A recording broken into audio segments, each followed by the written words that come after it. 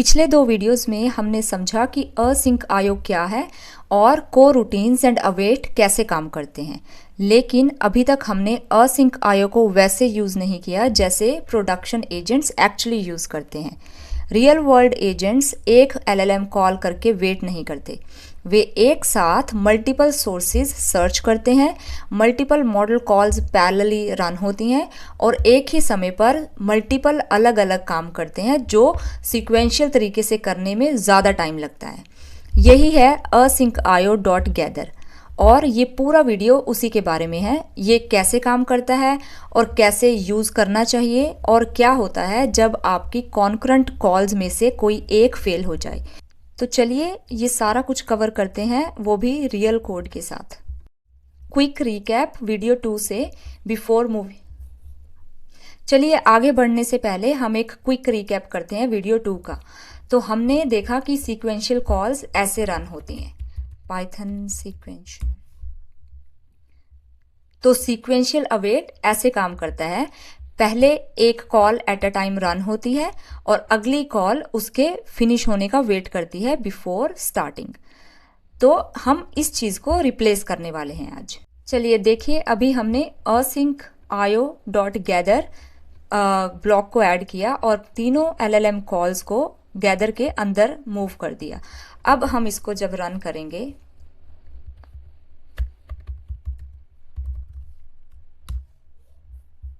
तो तीनों टास्क्स एक साथ ही स्टार्ट हुए, सर्च, समरी, रिव्यू एक ही ऑर्डर में स्टार्ट हुए और एक ही टाइम पे फिनिश हुए, वो भी 1 सेकंड के अंदर।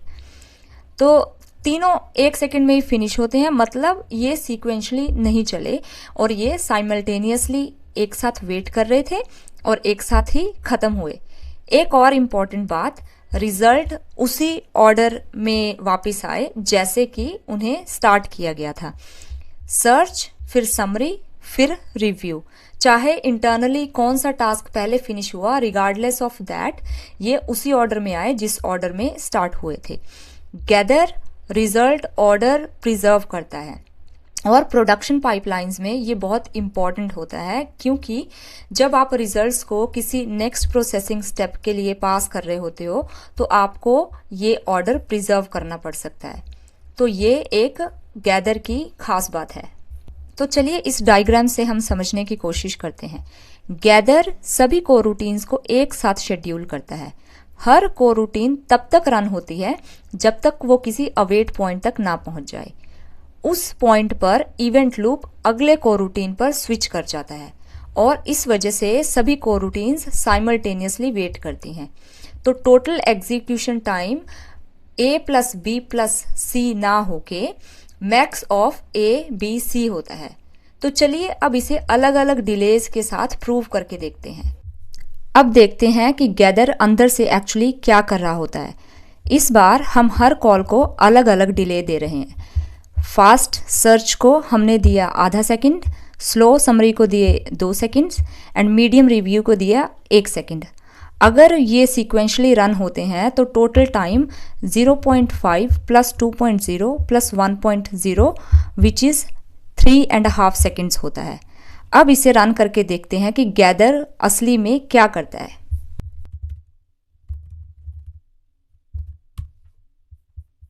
तो स्टार्टिंग टाइम स्टैम्प्स पर ध्यान दीजिए, तीनों एक ही टाइम पे शुरू हुए 507.80।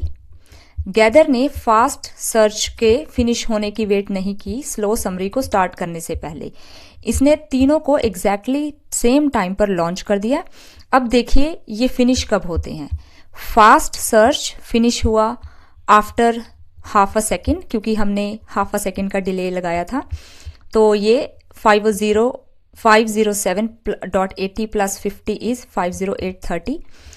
मीडियम रिव्यू सर्च खत्म हुआ आफ्टर 1 सेकेंड और स्लो समरी सर्च खत्म हुआ आफ्टर 2 सेकेंड्स, जो कि 509 पे खत्म हुआ। ये टास्क ठीक उसी समय फिनिश हुए जब उसका अपना डिले पूरा हुआ, क्योंकि ये सब साइमल्टेनियसली वेट कर रहे थे, एक के बाद एक नहीं। तो टोटल टाइम सिर्फ 2 सेकंड लगा रेदर देन 3.5 सेकंड्स अगर हम इनको सीक्वेंशली रन करते। तो चलिए इसका मेंटल मॉडल समझते हैं। गैदर ऐसा है जैसे आप एक साथ 3 ईमेल भेज दें इंस्टेड ऑफ पहले ईमेल के रिप्लाई का वेट करने के। तीनों रिक्वेस्ट एक साथ बाहर चली जाती हैं, तीनों रिस्पॉन्स का इंतजार एक साथ ही किया जाता है, इसीलिए टोटल वेट टाइम वही होता है जो सबसे स्लो रिक्वेस्ट लेती है, ना कि तीनों का टोटल सम। चलिए अभी बात करते हैं error handling. What happens when one call fails. Production environment में कॉल्स फेल होती हैं। LLM APIs टाइम आउट हो सकते हैं, सर्च टूल्स एरर रिटर्न कर सकते हैं और नेटवर्क कनेक्शन ड्रॉप हो जाते हैं। और ऐसे समय पे आपको बिल्कुल क्लियर पता होना चाहिए कि गैदर एक्चुअली क्या करता है। सेटअप वही है जैसा पहले था। 3 कॉन्करेंट LLM कॉल्स हो रही हैं एज बिफोर, लेकिन इस बार हमने समरी में एक एक्सेप्शन ऐड किया है जो कि जब रन होता है तो एक्सेप्शन रेज करेगा, यानी एक रियल API एरर सिमुलेट किया जा रहा है। अब इसे रन करके देखते हैं कि क्या होता है।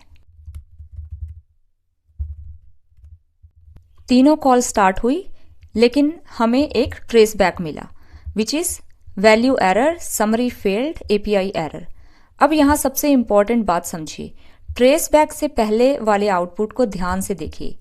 Search started, summary started, review started, तीनों रन हुए और सिर्फ रन ही नहीं हुए, सर्च और रिव्यू दोनों सक्सेसफुली कंप्लीट भी हुए। लेकिन क्योंकि समरी ने एक्सेप्शन रेज किया तो गैदर ने तुरंत वही एक्सेप्शन रेज कर दी और आपका कोई रिजल्ट वापस नहीं आया। कोई सर्च का रिजल्ट वापस नहीं आया, कोई रिव्यू का नहीं आया, इवन दो दे वर सक्सेसफुल। सब कुछ गॉन। यही गैदर का डिफॉल्ट बिहेवियर है। एक फेलियर पूरी कॉन्करेंट कॉल को फेल कर देता है। प्रोडक्शन एजेंट्स में इसका मतलब है कि एक फ्लेकी API कॉल आपकी पूरी पाइपलाइन गिरा सकती है, भले ही बाकी सब कुछ सक्सेसफुली कंप्लीट हुआ हो, और प्रोडक्शन में ये एक्सेप्टेबल नहीं है। चलिए अब हम इसको फिक्स करते हैं। एक पैरामीटर सब कुछ बदल देगा। मैं गैदर ब्लॉक के अंदर return_exception इक्वल टू ट्रू लगा रही हूं।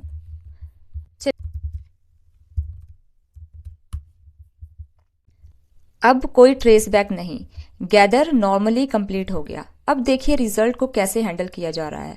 हर रिजल्ट पर लूप करते हैं और हर रिजल्ट इंडिविजुअली चेक करते हैं।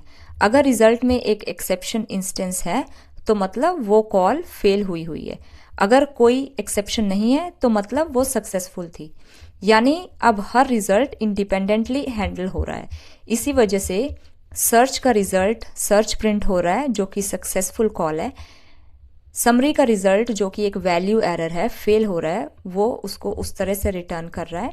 और रिव्यू भी सक्सेसफुल है और रिटर्न कर रहा है रिव्यू।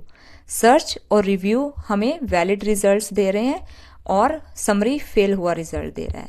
अब हमारे पास ऑप्शंस हैं। समरी रीट्राई कर सकते हैं, फॉल बैक यूज कर सकते हैं, फेलियर लॉग करके बाकी रिजल्ट्स के साथ कंटिन्यू कर सकते हैं, यानी आपकी पाइपलाइन अलाइव रहेगी। अब यहाँ 2 अलग बिहेवियर हैं और आपको पता होना चाहिए कि किस सिचुएशन में कौन सा यूज करना है। पहला है डिफॉल्ट बिहेवियर। एक फेलियर आता है और उसे आते ही गैदर तुरंत एक्सेप्शन रेज कर देता है। इसे तब यूज करें जब सभी रिजल्ट्स जरूरी हों और पार्शियल रिजल्ट का कोई मतलब ना हो। अगर एक कॉल फेल हुई तो आप चाहते हो कि आप पूरा ऑपरेशन को फेल कर दो, तो आप डिफॉल्ट बिहेवियर यूज करें। return_exception equal to true. इस मोड में फेलियर्स वैल्यूज बनकर वापस आती हैं। इसे तब तक यूज करें और तब यूज करें जब पार्शियल रिजल्ट्स एक्सेप्टेबल हों। जब आप फेल्ड कॉल को रीट्राई कर सकते हैं, फॉल बैक यूज कर सकते हैं या स्किप करके भी यूजफुल आउटपुट बना सकते हैं। और honestly return_exceptions equal to true ज्यादातर प्रोडक्शन एजेंट पाइपलाइंस में यूज होता है। एजेंट्स को रिजिलियंट होना पड़ता है। एक फेल्ड टूल कॉल पूरी रिस्पॉन्स पाइपलाइन को डाउन नहीं करनी चाहिए। चलिए रैप अप करते हैं। इस वीडियो से 3 टेक अवे हैं। पहला कि async.io.gather मल्टीपल कोर रूटीन्स को कॉन्करेंटली रन करता है। सभी टास्क्स तुरंत स्टार्ट होते हैं। टोटल एग्जीक्यूशन टाइम हमेशा सबसे स्लो कॉल के बराबर होता है और सभी कॉल्स के सम के बराबर नहीं होता। और रिजल्ट्स उसी ऑर्डर में वापस आते हैं जिस ऑर्डर में आपने उन्हें पास किया था। दूसरी इज दैट गैदर का एक डिफॉल्ट बिहेवियर होता है। अगर एक कॉल भी फेल होती है तो गैदर एक्सेप्शन रेज कर देता है और बाकी सारे रिजल्ट्स भी खो जाते हैं। तीसरी कि एक प्रोडक्शन पैटर्न है जो कि आपको यूज करना चाहिए इन प्रोडक्शन एजेंट कोड, वो है return underscore exceptions equal true.